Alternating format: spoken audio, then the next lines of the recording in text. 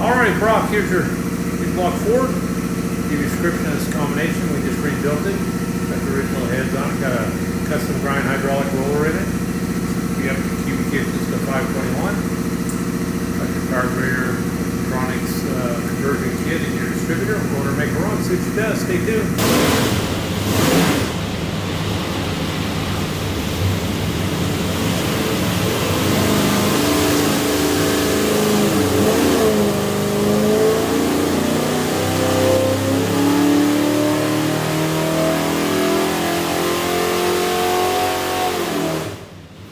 Peak torque 605 foot-pounds, peak horsepower 481. So runs pretty good. Good flat there. Good flat. Awesome torque. That's with a factory manifold and everything. Factory head. So runs pretty good. What we'll do now is pull the pipes back, make sure it's good and clean. When you receive your engine, you'll find this thing looks like a credit card USB card full of technical information. Also, there'll be this engine spec sheet. Highly recommend reading it. Have a great day.